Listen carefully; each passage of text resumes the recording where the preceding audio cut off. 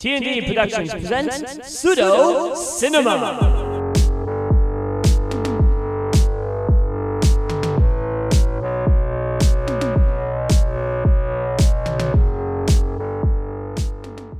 Welcome to Pseudo Cinema!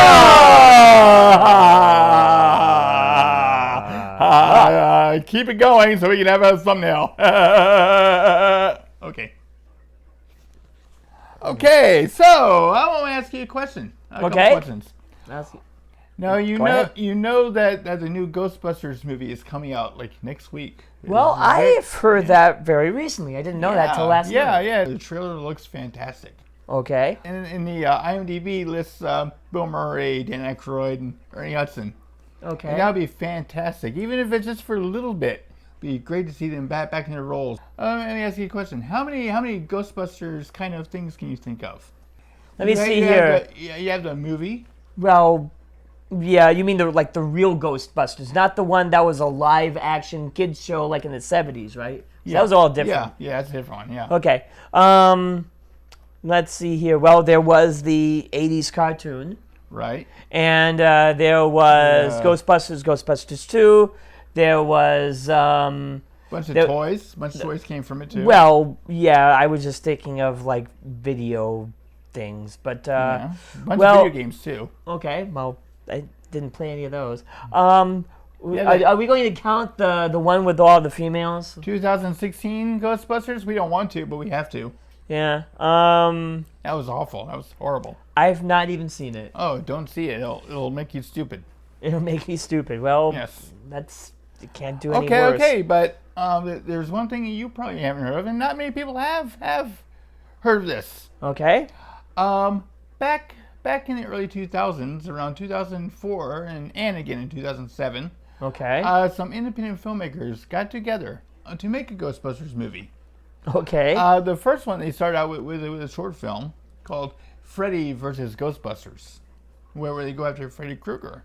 It's only like 30 minutes long, and that's very, very hard to find. The copy on YouTube has no audio, so to find it complete, probably would be a pretty cool. It sounds like a very good venture, a good like endeavor. You know?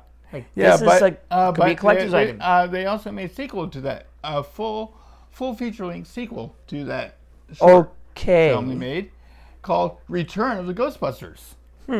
Now the premise to this comes from a throwaway line from the original Ghostbusters. Some Peter Venkman, Bill Murray said, "A franchise rights alone will make us rich beyond our wildest dreams."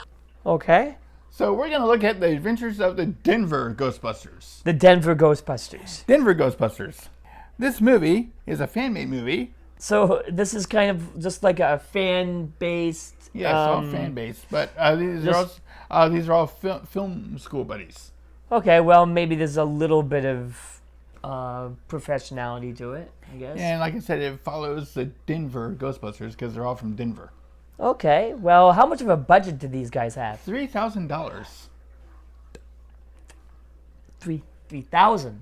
$3,000. Yes. Not $30,000. $3,000. Yes. Wow. $3,000. That's... But I think they did pretty good with it because they were using professional equipment. You know where that professional equipment came from? Maybe a professional studio. The professional equipment was checked out from their school's AV department. It was supposed to be used for school projects. This wasn't a film. This wasn't a school project. So they secretly used the equipment, but to cover their butts, they made a quick film called The Denver Ninja Posse, and passed that off as something they were working on for the whole duration of their thing. But actually, it took them 2 days to make that. Okay, the Denver Ninja Posse. Yes, I can't find that online either. Well, maybe that's for the better. Oh, I don't know. That might be interesting to see. Yes. Yeah, speaking of for the better, what do you say? Well, if you like this, give us a thumbs up. A big thumbs up. A big thumbs up. The biggest thumbs up you can even think of. Yeah, one of the biggest ones in the world. Yeah, right about like that. Yeah, right over my head. Exactly. Yeah. Okay, but we'll get to that later. Yeah, we'll talk all about it after the movie. So but right now, on with the show. The film is dedicated to the fans, with the great respect to Dan Aykroyd, Harold Ramis, and all and other people. In a loving memory of Brandon somebody and Colin James Cole. Loving memory. You love their memory? The following is non-profit fan film. Braxton film. Braxton film. Is this going to be one of the low ones again?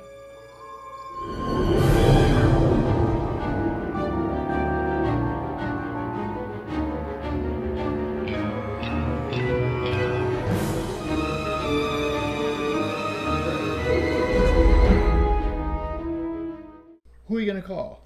Ghostbusters! Which one? The New York or Denver? How about Chicago? I don't know. Or Busan, South Korea is the they did make a Salt Lake City one. Okay. Salt Lake City movie in 2010. But we didn't see that one. I wonder if it follows the same kind of idea. We saw Return of the Ghostbusters in 2007. It had to do with the Denver Ghostbusters. Yeah. And have you ever been to Denver? Airport. Well, it's kind of hard to tell if that was actually an actual view of the city, but I'm going to guess it was. Okay, well, we started off, but a little outside Denver at camping. These little people. They were supposed to be teenagers, but they were well in their 20s. You think so? Yeah. They were camping, and what happens? They're telling ghost stories, and a big ghost pops out of the fire, scares them, and then comes our heroes. Introducing of our heroes, we have our Russian. Yeah. We have Ed Spengler, the nephew Egon Spengler, and we have Neil. These are our Denver Ghostbusters. And they just came out of no place. They gave an explanation as to why they were just in the neighborhood, but how are you just in the neighborhood in some kind of, it looks like some kind of back trail or something out in the wilderness. And then we snap to their headquarters when they get a call. They get a call from April, but not April O'Neil. And she was a reporter for a TV station. You want to do an interview on the Ghostbusters, an expose. Yeah. Which is a really cool thing. So they invite her for a meeting over, and Neil is like the big ladies man. One wants to impress all the pretty girls. So he decides he's going to take a proton gun and as one would, straight into the ceiling. Yes. It makes a big hole in the ceiling and everything's on fire.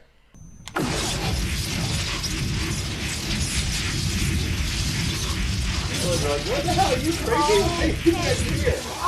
Okay. Yeah. See, I am a professional. You see that? The ceiling is now on fire.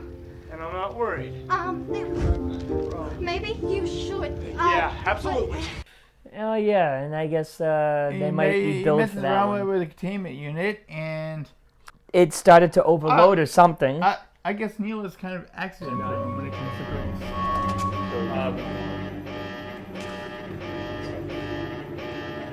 Just a second, please, okay? Well, it's fine. It does this all the time. And machinery that is very delicate, and he should be an expert on. Well, they use that to offer exposition on how they store the ghosts. They store them digitally, like in ones and zeros now. Okay, apparently, yeah. Yeah. And we also see, I guess, who was not Egon? It was Ed who bailed Neil out of this little debacle. Yeah, and takes over the interview. Yeah, basically just takes over the interview. Yeah, which is funny. So, I suppose you're curious as to how the containment unit works. Actually, yes, I am curious. Well, it's pretty basic, really. We're all made up of atoms, which are basically electrical particles vibrating and bouncing around. Now, the law of what happens next? We see Michael... not Michael. We see the Russian guy. They're Pavlov. Pavlov without his dog. Yeah, without his dog. And, Well, he doesn't really have a dog, but was it Pavel or Pavel? And we see him and somebody else in a bar. Yeah, that's Neil. Neil. Bar, yeah. Yeah.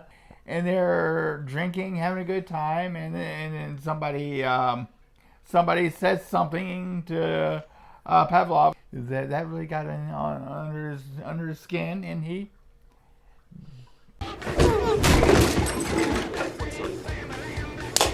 starts a big fight. Yeah, starts a big fight, and they get arrested, and poor Ed has to go and bail them out. Well, which is like a second time that he had to bail out Neil, because yeah. And then you got the villain. Introduction of the villain. Who's the villain? The villain was Klaus Constantine. This sounds very like something from a comic book. Well, or very German. He spoke with an accent. He ended up he was a professor of antiquities who was searching for this lost amulet in Egypt. Pavlov was one of his students. That was pretty cool. Interesting. There's an interesting connection there. And it was also interesting to see how the local news station in Denver was featuring a live on-the-spot report of Sinopolis. News Channel 8 live in Egypt. Yes. The ancient Egyptian city of Sinopolis, where Dr. Klaus Constantine and his team have made a remarkable discovery. Tell us about it, Professor. Well, sir, it would appear that what we have discovered is, in fact, the Amulet of Anubis. And what is that? The Amulet of Anubis. It's an ancient talisman fabled to carry the powers of Anubis, the most ancient guardian of the underworld, according to ancient Egyptian. But it was interesting to see the connection with Klaus and his expertise somehow with the Ghostbusters equipment. Oh, okay. So why is he a villain? Why is Klaus a villain? He's trying to steal the souls of people because this amulet would make him a god if he could collect enough souls to power it. He had to make a celestial sacrifice. And what's the best way he found to capture souls? Have people stare into the ghost trap. Right. So now, how did he know about that? I don't know. He's smart. They always say don't look directly into the trap. We know why. Because the eyes are the windows of the soul. I guess your soul is attracted to the trap. Your soul will come out of your eyes. Or, maybe that's what happens. That's what happened. There's little beams that come out. Klaus, J. Michael Weiss. J. Michael Weiss, yeah. Was he the Klaus? The Klaus character. He was pretty good. He was intense. He had big, deep eyes. He reminded me of a young Liam Neeson. Oh, may I help you? Yes, I'm here to see the Ghostbusters.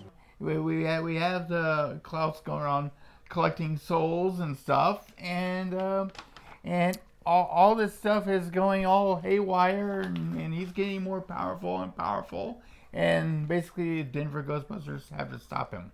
Yeah, this movie was pretty much, even down to some scenes, was a little bit of a replay of the first Ghostbusters movie that hit theaters in 1984. Kind of the ghost going on rampage montage was similar. Yeah, it was very similar. I'm like, hey, man, that's just like it. This is like. Yeah, and then there was an explosion that just. Yeah, the explosion on the top of the building caused maybe a plume that came right through the roof of the building. In the first one, that was similar. And there was a meeting that they had with the mayor. Oh yeah, that was pretty similar. Yeah, the meeting with the mayor. The mayor says, "Oh man, this is going all chaotic." Yeah. So well, they also got their license taken away, just like in the first one. So again, it might be scene for scene, or some scenes were really similar in paying in the hopes of kind of paying a little homage to the first one. But you see that a lot with some what do they say, reboots of movies or something. But they also had a great cameo in it too. Who's the cameo?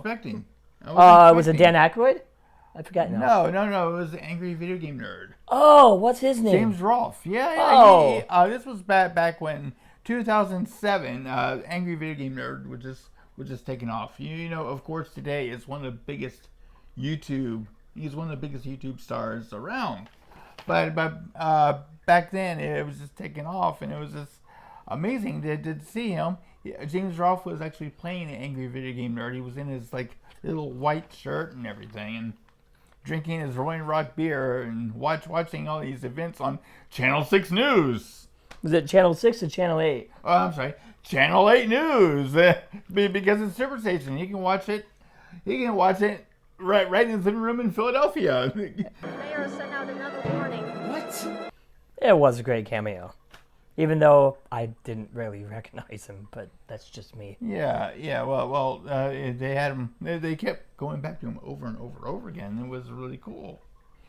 Return of the Ghostbusters. That's what we just watched. It was a remarkably fine film. It was a good movie. It was better than 2016 Ghostbusters with all with the 4 women and the fart jokes. Really, there were fart jokes in that one? Yes, it's the real low hanging fruit of all humor. Really? Yeah. Dirty fruit. Yeah. Well, if you like this video, be sure to like, share, and subscribe to our channel. And don't forget to ring that bell. Ding dong. You can be notified when a new video just like this drops, or a video similar to this on this channel drops. Also, don't forget about our main channel, T&D Productions. Yes, that's where we interview people from all around the city of Busan, and we talk about expat issues and travel issues as well. Yeah, so check that out. And don't forget about our spring store. You can get mugs, t-shirts, masks as of right now. And also, don't forget about our Patreon. Patreon, yes, 3 different tiers, 3 different levels of pay. If you pay us some money, we'll give you some special benefits.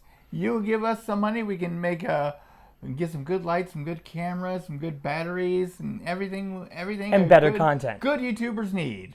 We're also on Facebook and Twitter. How else am I gonna contact James Rolfe but on Twitter? Well, maybe he could contact you and talk with you on Discord. Yes, that's good. Yes, we have Discord too. That's right. I was thinking you're going to go psychically. Well, that doesn't work with most people, but yeah, but Discord, yes, Discord. You can use Discord to talk with us, either a messenger service, or if we're on live, we can have live chats. There's also a feature to do voice chat and also video chat too on there. Well, if you would like to know what's coming up next time, please let us know. Please let us know, Peter. I'm just going to go ahead and say it's a secret. Ooh, secret. Ooh, top secret. Okay, classified information. Anyways, for Pseudo Cinema, I'm Peter Gazzino. I'm Danny Fry. Yeah, we'll see you next time. Here. But this is not going to happen in Denver. This doesn't really happen anywhere, man. And soon it could be everywhere, like Starbucks.